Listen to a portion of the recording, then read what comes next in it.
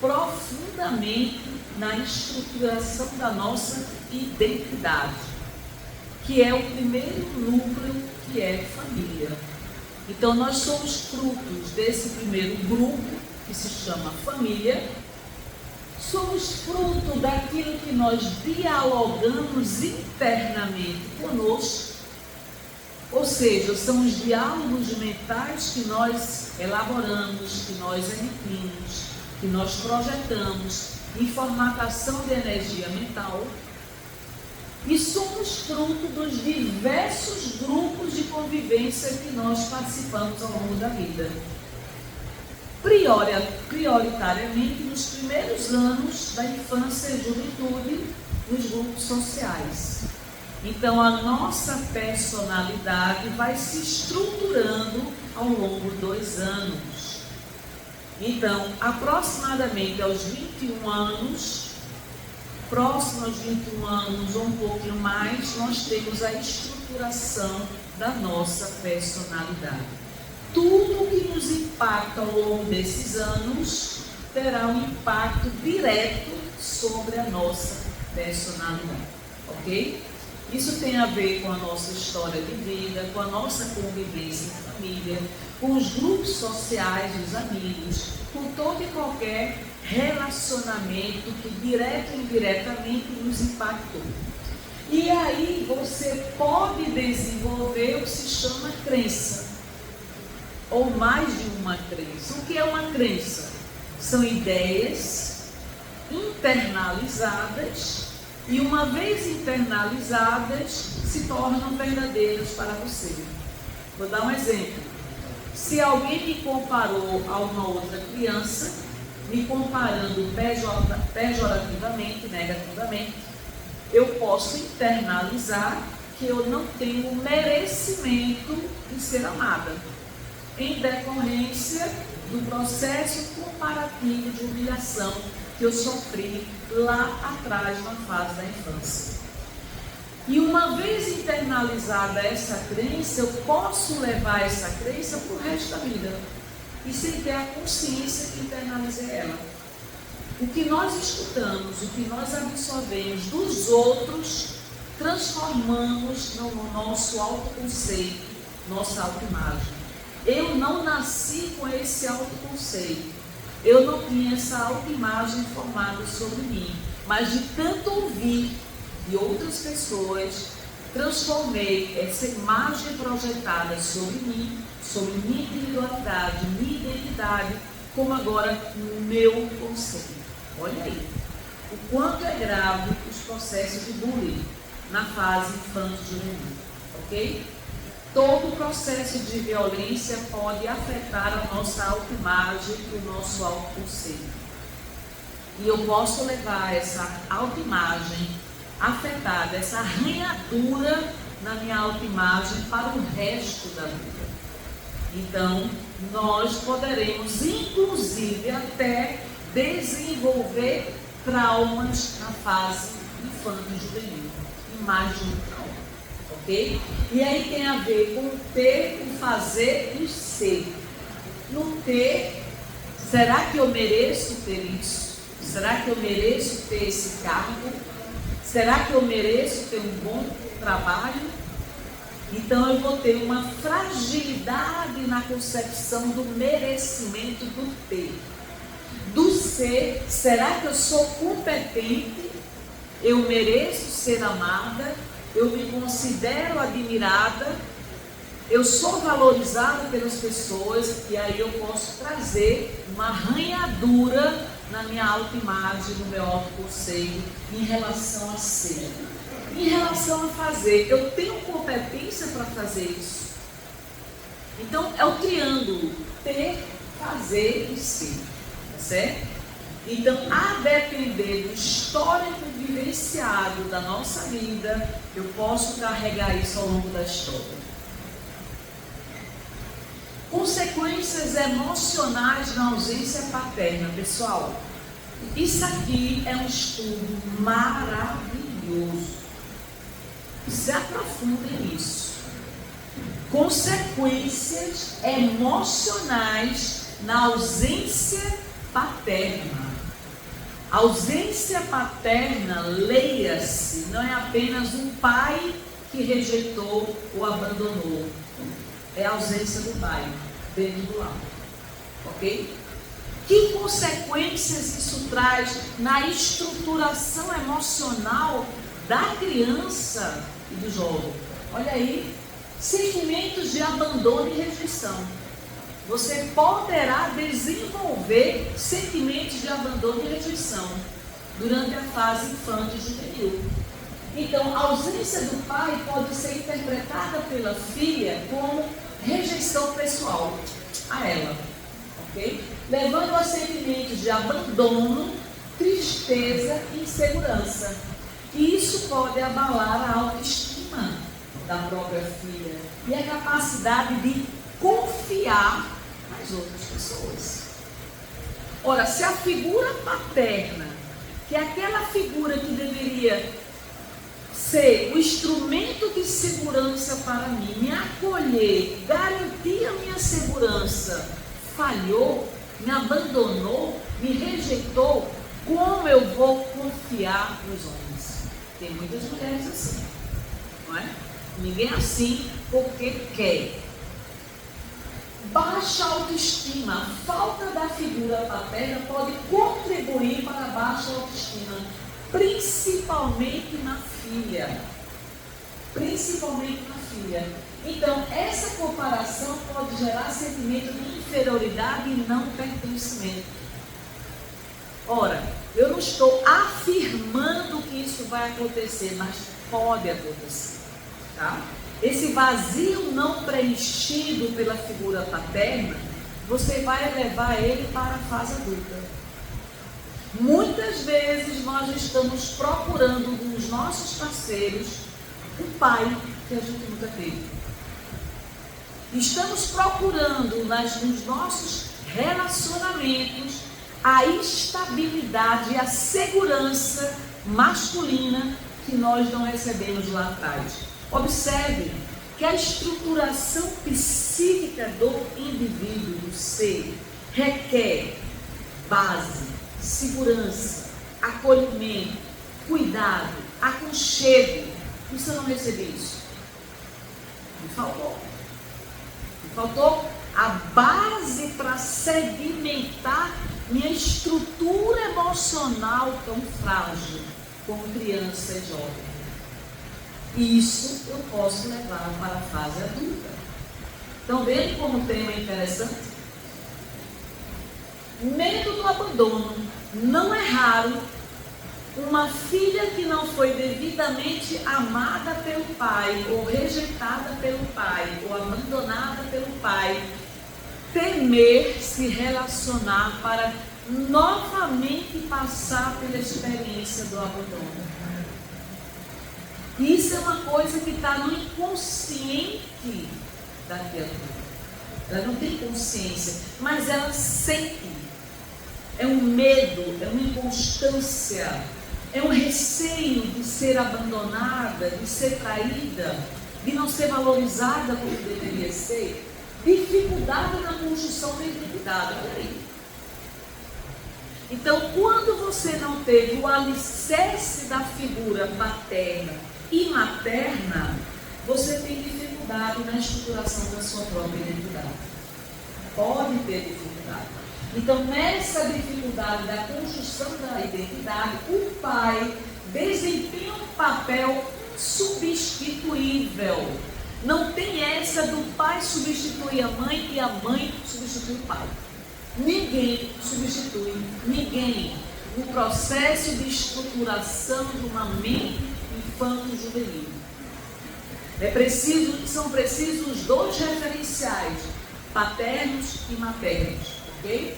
Então, nessa formação da identidade da filha, ela pode se perceber como uma mulher que não consegue ser atraente, que não consegue se sentir merecedora, não consegue construir a sua própria identidade. Ela vai sofrer essa arranhadura no processo da construção. Problemas de comportamento, olha aí. a falta de um modelo de autoridade, de limites, pode comprometer o comportamento. E ela pode reproduzir um comportamento altamente desafiador, de rebeldia e dificuldade de seguir regras. Ausência do limite que o pai transfere através da sua presença na estruturação do limite. Você não deve, você não pode, não faça, não permito, não quero, não deixo. Isso é importante no processo de educação, não é? Em alguns casos pode haver maior propensão a comportamentos de risco na adolescência. Dificuldades acadêmicas e falta de motivação. Nessas dificuldades acadêmicas, pouca concentração, pouca constância, pouca determinação, pouco foco, tudo porque faltou a base. E essa base é eminentemente emocional. Olha aí o impacto das emoções. Consequências emocionais nos filhos sem mãe. Olha aí agora, vamos ver o universo. Ou filhos sem mãe ou com mãe ausente. Abandono parental, não é? Insegurança e ansiedade, porque a mãe é estrutura, é acolhimento, é o cuidado, é a amorosidade, é o olhar que observa os detalhes do que falta para o filho, desde a nutrição e cuidados preliminares da sobrevivência até o aconchego para ele dormir, não é? Hoje eu ainda beijo meus filhos antes de dormir. Então, insegurança e ansiedade. A mãe é frequentemente a principal figura do apego na infância. E se essa mãe não cumpre o papel que lhe cabe, do aconchego, do cuidado, da amorosidade, quem vai cuidar dessa criança? Qual o referencial que ela vai ter de um adulto que cuida dela? Ela não vai ter esse referencial. Então ela pode gerar sentimentos de insegurança, medo e ansiedade, além de ser abandonada novamente. É um caso sério. Oi? Não escutei. Pode também causar arranhaduras, porque de tanto proteger o filho, impede que ele cresça emocionalmente, não é? E ela, geralmente, a protetora, é extremamente perfeccionista, porque fica cobrando do filho aquilo que ele não consegue ser, não é? Tristeza e luto. E aí, mesmo que a mãe tenha falecido, a criança pode vivenciar um processo de luto. Ora, se é já difícil para um adulto vivenciar o luto, imagina a criança. Imagina a criança que não conseguiu concluir o processo da sua própria educação. Então, ela pode sentir um processo de perda, ausência do cuidado e do próprio amor. E isso pode dificultar, inclusive até ela expressar suas emoções. Dificuldade, inclusive, até dela saber falar sobre seus sentimentos. Problemas de comportamentos também.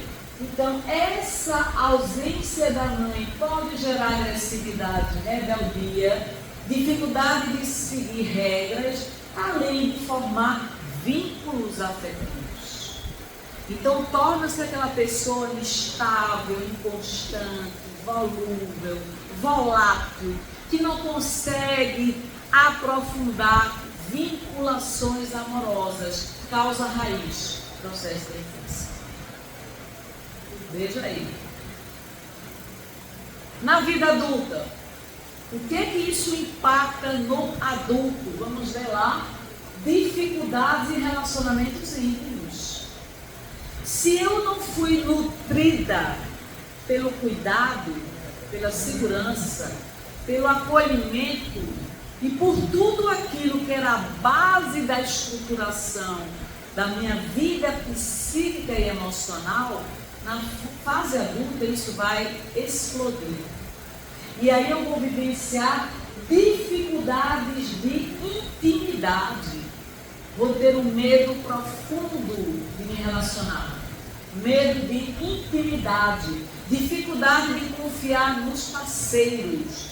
A dificuldade de se entregar.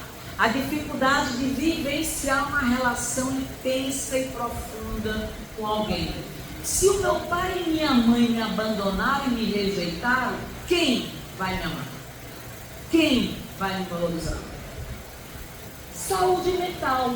Então, estudos sinalizam, sugerem que a perda da mãe na fase da infância pode aumentar o risco de desenvolver problemas de saúde mental. Pessoal, a presença materna aqui não é apenas a presença física.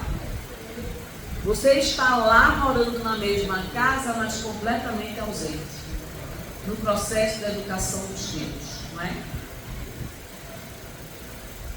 Dificuldade em exercer a maternidade ou paternidade, né? E aí você não se apercebe que você está reproduzindo o mesmo modelo que você vivenciou. Por absoluta dificuldade de entrega, por absoluta dificuldade de doação, de dedicação. Busca por aprovação externa. Então, na ausência do amor paterno e materno, você busca externamente a validação da tua personalidade.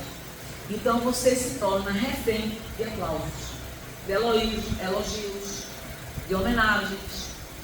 Você deseja ser o centro das atenções, você deseja ser muito reconhecida, muito valorizada.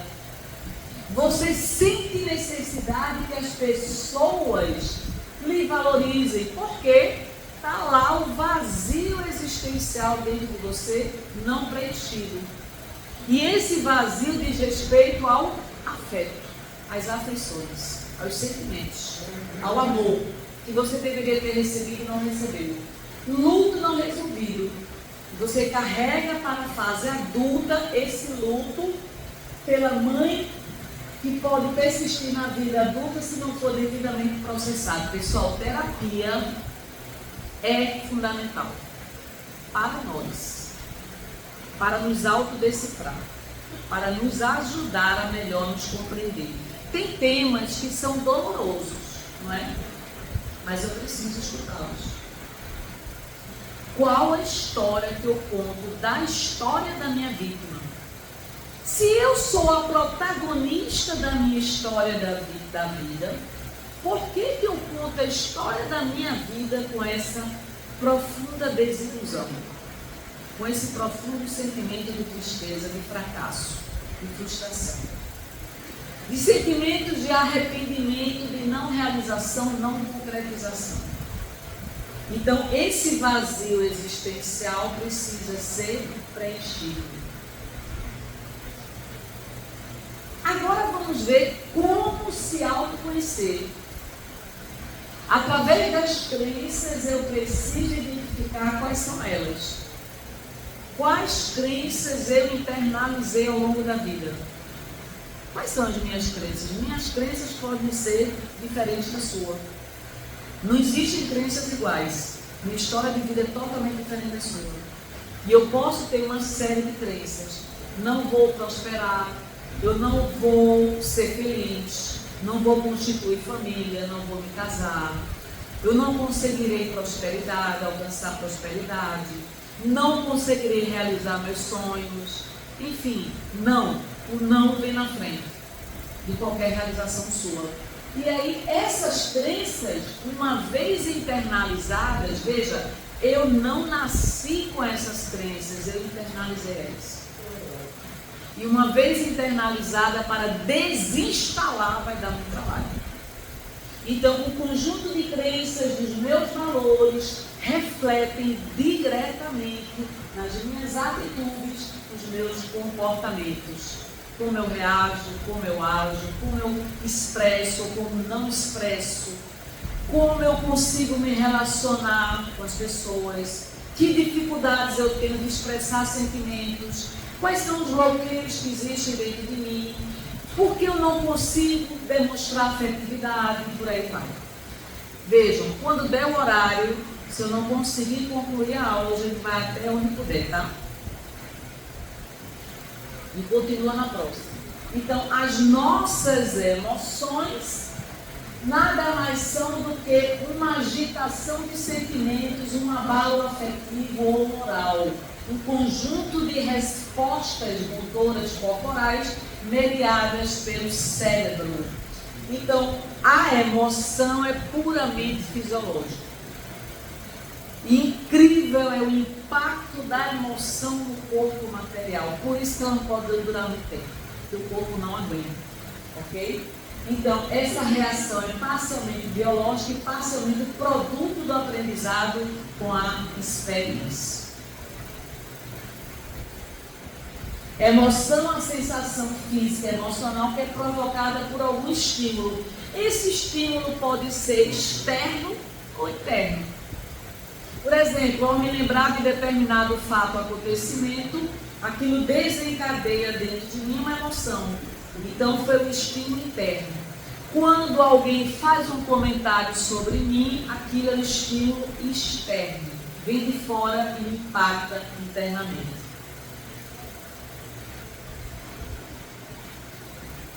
O ser humano é movido por emoções, então, quanto maior a capacidade de gerir nossas emoções, mais ficamos próximos do nosso equilíbrio. Gerenciamento de emoções significa autoconhecimento das próprias emoções, consciência da existência dessas emoções. Eu não posso gerenciar aquilo que eu desconheço.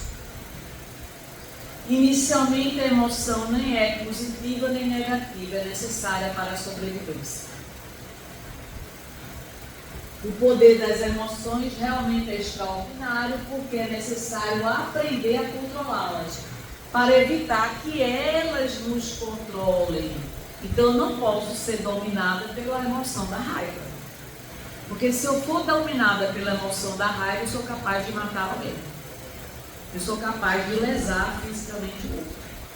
No impulso da raiva, numa explosão reativa da raiva, ok? O que são sentimentos? Sentimentos são o que entendemos das nossas emoções. O sentimento é a interpretação das emoções. Uma vez que eu identifico a emoção da raiva, eu agora começo a analisar a raiva que eu estou sentindo dentro de mim. Por que eu estou sentindo? O que causou essa raiva dentro de mim?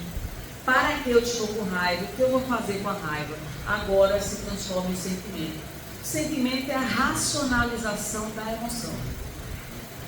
Então, a emoção, ela não se prolonga, mas o sentimento pode se prolongar. E pode nos acompanhar durante anos a fio, ok? Consciência social é a nossa capacidade de empatia, de sentir ou saber o que os outros sentem. É a tua capacidade de fazer a leitura das emoções e sentimentos alheios. Eu só posso fazer a leitura corporal das emoções e sentimentos se eu estiver atenta. Se eu estiver desatenta, eu não faço leitura nenhuma. E aí, numa linguagem, numa comunicação verbal, uma comunicação escrita, isso diz respeito apenas a 7%. 93% é a linguagem corporal, gestual, gesticulações, tensões, expressões, entonação de voz, como eu falo, com que entonação eu falo, como eu expresso. A questão não é o que eu digo apenas, mas como eu digo. Como eu digo. Que emoções estão interligadas às palavras que eu estou expressando. Eric Berne, o grande psiquiatra norte-americano, ele nos menciona as 5 emoções básicas que eu já falei para vocês. raiva, tristeza, alegria, medo e afeto. Cada emoção dessa deriva outras emoções, que nós vamos ver já já. De acordo com o Bernie, nós vamos ver a questão da raiva. Veja, a raiva, ela possibilita que você aumente a tua força corporal para obter energia e driblar as adversidades. Então, quando acontece alguma ameaça à sua vida, a emoção da raiva é absolutamente necessária. Porque é através dela que você enfrenta. É através dela que você ou enfrenta ou você foge ao perigo. Então ela tira você da zona da passividade e da estagnação. Então a raiva é fundamental. Alguns aspectos da raiva: revolta, agressividade, decepção, frustração, indignação, hostilidade, decepção, ciúme. Sabia que o ciúme é uma emoção decorrente da raiva? Vocês sabiam disso? Pois é. Olha aí as facetas da raiva. A emoção básica é a raiva. E agora vamos ver quais são as facetas da raiva. Histérico, invejoso, rabugento, decepcionado, chocado, exasperado, frustrado, arrogante, ciumento, agoniado, vingativo, hostil, colérico, sentido, indignado, chateado, revoltado. Veja quantas emoções a causa, a origem da raiva multiplica. São decorrentes da raiva. Causa primária, origem. Ok? E aí eu trouxe um pensamento que eu achei fantástico para a gente mencionar e refletir agora. Fique em silêncio se você não consegue falar sem gritar. Por quê? Bota um R ali. Porque nem toda verdade precisa ser dita com raiva. Olha aí. Nem toda verdade precisa ser dita com raiva. Nem toda dor precisa ser despejada nos outros. É o que a gente faz. Nós despejamos nossas emoções desequilibradas, desencontradas nas pessoas. Às vezes o silêncio é o maior sinal de sabedoria. Entenderam essa reflexão? O que essa reflexão está dizendo? Me digam aí agora, eu quero ouvir vocês rapidinho. O que vocês entenderam dela? Hã?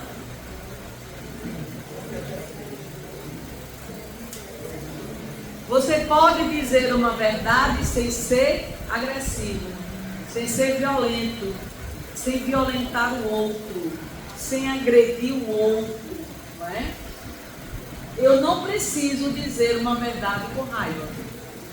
Minha verdade não deve andar de mãos dadas com a raiva, ok? O medo. O medo, ele é absolutamente necessário como mecanismo de sobrevivência, como emoção básica para nos tornar mais prudentes, mais previdentes, para não agirmos impulsivamente, reativamente, sem medir as consequências dos próprios atos. Então, através do ato, eu reflito antes de dizer alguma coisa. Através do meu medo, eu penso duas vezes antes de falar alguma coisa. Através do medo, eu penso duas vezes antes de fazer qualquer coisa que possa me prejudicar mais adiante ou a terceiro. Então, o medo é fundamental. Aspectos do medo: timidez, constrangimento, vergonha, ansiedade e desconfiança. Tristeza. A tristeza é contrário da alegria. É necessária a tristeza? O que vocês acham? É necessário? É, não é? Vocês conhecem alguém que nunca ficou triste na vida? Não tem essa, né? Tem essa pessoa, né? Nem sempre o sorriso é sorriso. Eu posso estar sorrindo e por dentro chorando, não é? Então a minha tristeza facilita com que eu haja com mais cuidado, com mais prudência, que eu adquira o aprendizado da valorização, que eu aprenda a valorizar os fatos, acontecimentos e pessoas, que eu tenha a dimensão da importância das pessoas na minha vida. Então, aspectos da tristeza, depressão, negação, nostalgia e desespero são consequências da tristeza. Facetas da tristeza: triste, desesperado, desgostoso, depressivo, entediado, solitário, ferido, desolado, meditativo, estafado, retraído, apiedado, concentrado, deprimido, melancólico, nostálgico. Emoção básica de tudo isso: tristeza. É muito interessante isso, né? Muito interessante. Ficou faltando as facetas da alegria aqui: alegre, contente, confiante, feliz, satisfeito, animado, interessado, deslumbrado, otimista, aliviado, eufórico, embriagado, espirituoso. Pessoal, ficou faltando essa emoção da alegria. Eu vou mandar para vocês na apostila. Eu recolhi depois que eu tinha mandado. Tá aí? Tá? Então foi a última que eu mandei. A última já estava corrigida. Afeto. É a outra dimensão nossa, tá? Da emoção. O afeto é algo fundamental que norteia as nossas relações, o nosso convívio em sociedade. Não existe um ser humano que não precise de afeto. Não existe um ser humano que não precise se sentir amado. Mas que dificuldade nós temos de amar. Que dificuldade a gente tem para transmitir o amor, não é? Muitas vezes nos esforçamos para demonstrar uma indiferença que não sentimos. Isso vai na contramão da inteligência emocional. Uma pessoa inteligente emocionalmente não briga contra as emoções dela. Gerencia, administra, direciona, controla. Não se torna refém das próprias emoções. Então, um grande desafio eu não me tornar refém das minhas emoções. Então, vocês imaginem um piloto pilotando uma nave. Se ele não administra as emoções, a nave pilota o piloto. É o que acontece conosco. Eu não me auto-administro.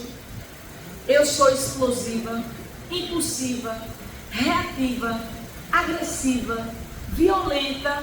Não sei demonstrar carinho. Não sei demonstrar afeto. Eu só não sou assim, não. Pega aí. Não sei demonstrar afeto, não sei abraçar.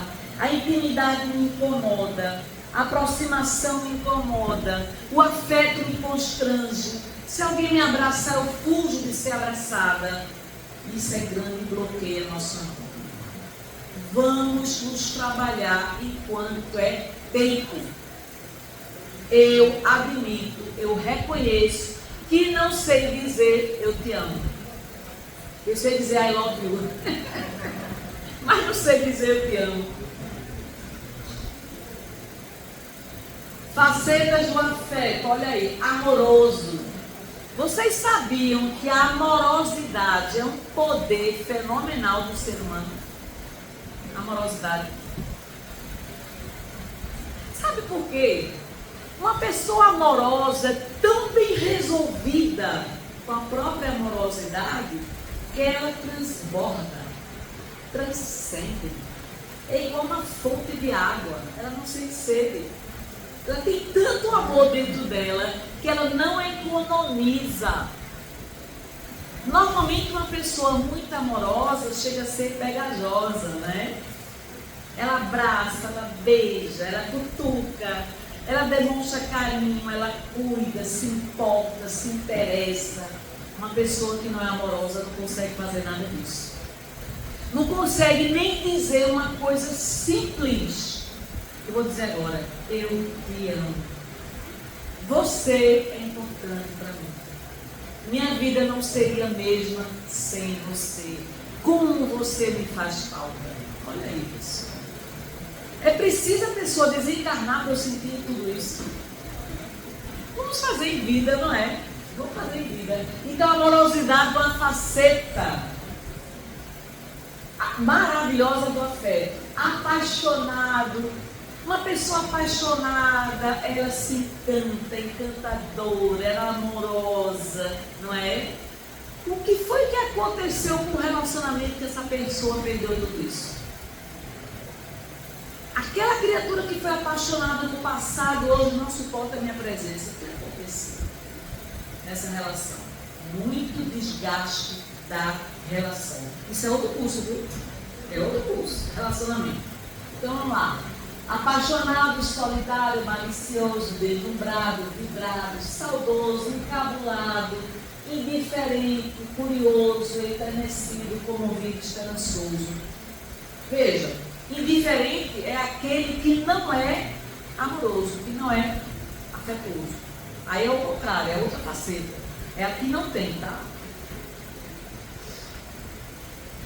Por que é importante conhecermos nossas emoções? Hein, pessoal? A pergunta aí, por que é importante? O que vocês acham? Por que é importante? Segundo Antônio Damasio, somos mais afetos do que admitamos. Tudo que nós fazemos na nossa vida é governado pelas emoções. Simples assim. Somos mais afeto do que razão. E não adianta você querer demonstrar que é destituído de afeto. Você é eminentemente fruto do amor. E você luta contra o amor? Por medo de amar? Por receio de fracassar? Pelo medo da rejeição e do abandono, da traição? Você luta contra algo que você tem dentro de você, a centelha divina. Se não fosse pelo amor, você não existiria, porque você é criação divina. Pelo amor, você foi criado, e você luta contra isso. Autoconsciência. Conhecer a si mesmo, saber o que está sentindo, por que está sentindo, como impacta os seus pensamentos, sua capacidade de realizar determinada tarefa. Isso é autoconsciência. Eu estou autoconsciente de quem sou eu, os meus limites, minhas possibilidades, minhas habilidades, minhas competências, o que eu sou capaz de realizar. É uma premissa básica de Daniel Goleman. Esse é Daniel Goleman, autor da inteligência emocional. Hoje citado em tudo quanto é artigo científico mundial. Certo? Então tem os pilares da inteligência emocional. Então ele nos fala que a primeira premissa básica da inteligência emocional chama-se autoconsciência. Por que você sente o que você sente? O que você sente? Como você age diante do que você sente? Por que você fez o que você fez? Então você começa agora a descortinar esse grande universo complexo que é a tua personalidade. Ok? Você está sintonizado com os sinais internos que o corpo envia dos sentimentos. Eu faço a leitura desses sinais, eu me percebo, me enxergo, me visualizo, tenho consciência de como as minhas emoções estão impactando diretamente o meu corpo fisiológico. Não, não tenho. Porque eu não conheço nem as emoções que eu sinto. Eu sinto, mas não identifico.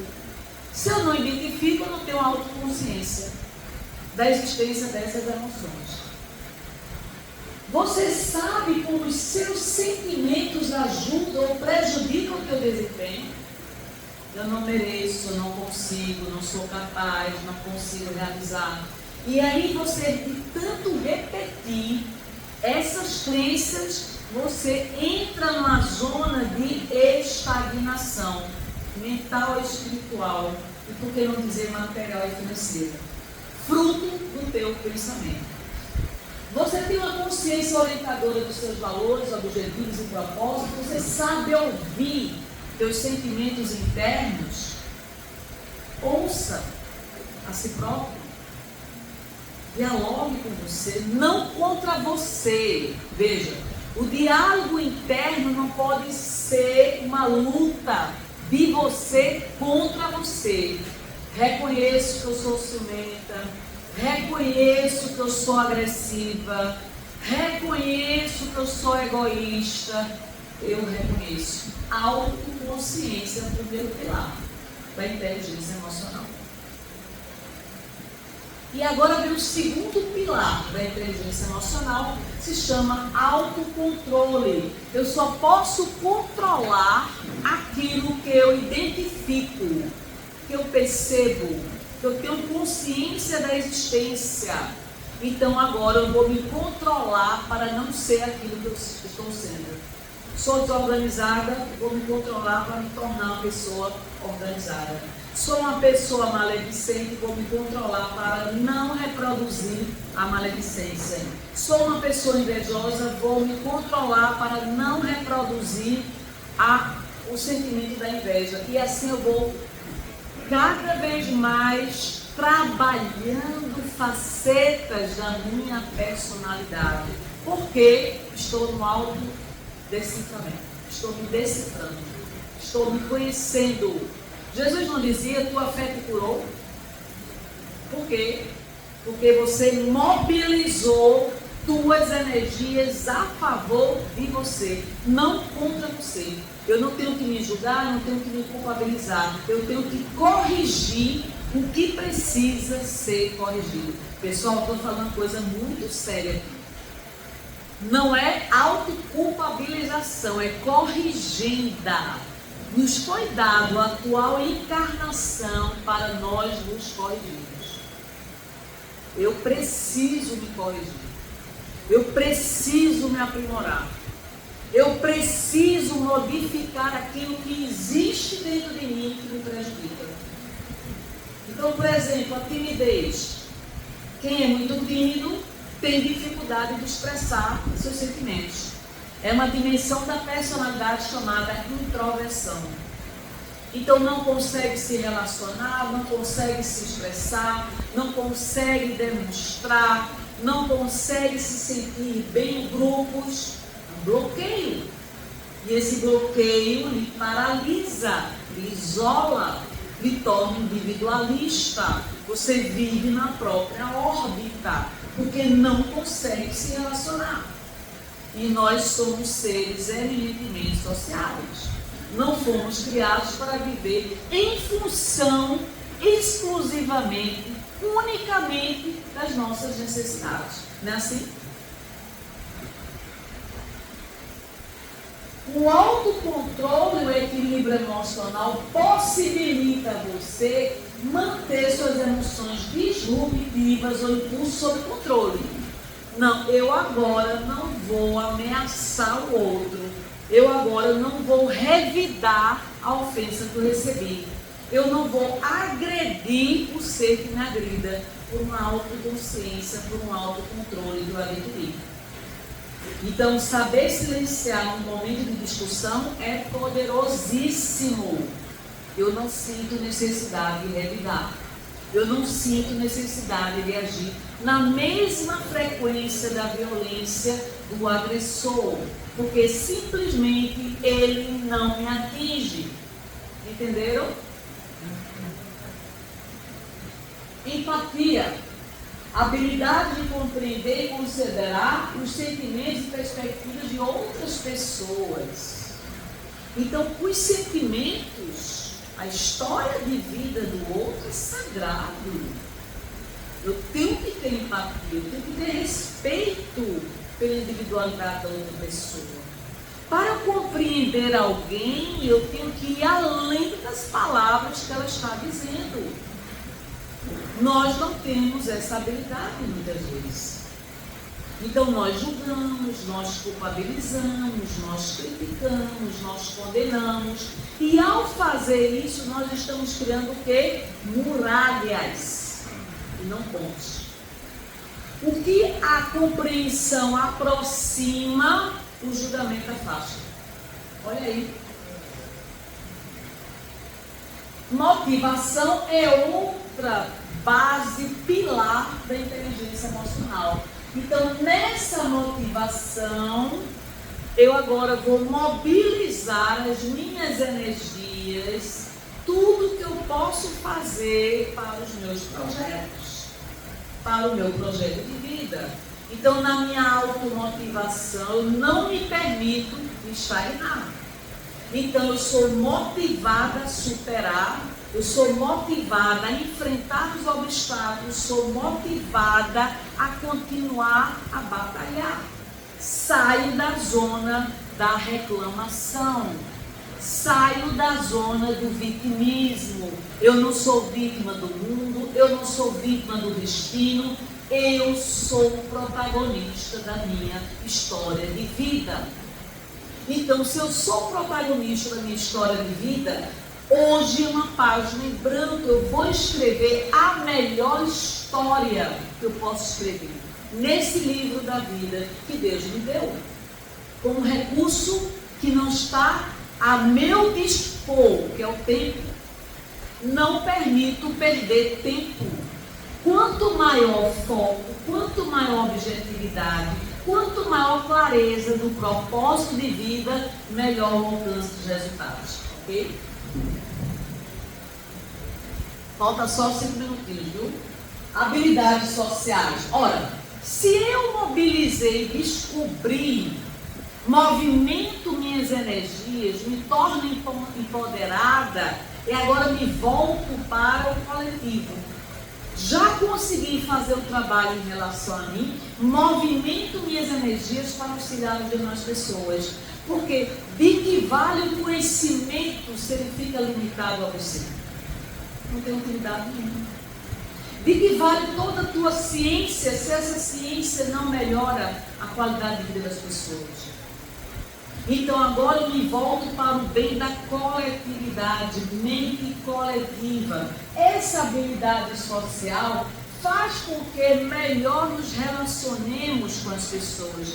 Eu agora vou deixar de gerar conflito através do que eu digo, como eu me expresso, como eu me relaciono. Eu não vou gerar mais conflitos. Eu agora vou criar pontes e não mais muralhas junto às pessoas. Então, o controle emocional, o que ele facilita? Vejam, reconhecer rapidamente nossas emoções e sentimentos, promover a resiliência diante de determinadas situações, as mais difíceis, melhorar os nossos relacionamentos, reduzir níveis de estresse e ansiedade, porque se eu controlo o meu nível de estresse, eu deixo de perder energias que são sagradas. Eu não vou me estressar com determinados fatos.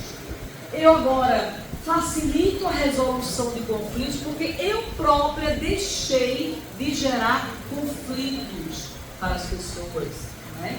Ampliar a capacidade de tomar a decisão, uma mente muito lógica, muito objetiva, melhor decide, e agora eu vou proporcionar maior autoconfiança e vou garantir a melhoria do bem-estar. Agora me tornei um instrumento gerador de bem-estar. As pessoas se sentem agradáveis, um grande prazer de conviver comigo, porque não gero mais conflito. Deixei de cobrar, deixei de criticar, de julgar, deixei de ser instrumento da violência. Então, torno um momento de convivência sagrado. Pessoal, passe uma semana sem reclamar e veja a diferença. Uma semana. Passe uma semana sem reclamar. Porque a reclamação vira um hábito. Você reproduz esse hábito, você fica insatisfeita, você não é realizada, você é frustrada, você não consegue mobilizar boas energias, não atrai boas energias, porque tudo você reclama, tudo você critica, tudo você julga e tudo você cobra. Quem aguenta? Nem você próprio. Tem horas que a gente não aguenta nem conviver com a gente, né? De tanto mau humor. Olha aí, terminamos. Pessoal, terminamos na hora britânica, faltando 5 minutos. Está aí o material para vocês. O vídeo vamos gravar. Os 2 módulos anteriores gravamos. Claro que não foi essa aula como a gente dá aqui. Não esgotamos o tema, não temos pretensão nenhuma de esgotar coisa alguma. Isso é a ponta do iceberg, ok? E fica à disposição de vocês. Catarina aqui, né, Catarina? Catarina está responsável aí por fazer com que as pessoas recebam as apostilas. Vamos disponibilizar um certificado para quem frequentou as 4 aulas. Então a frequência é importante, viu, pessoal? Ok? E quem quiser contribuir, quem puder contribuir com a cesta básica, a gente agradece, ok? Muito obrigada, Deus abençoe vocês.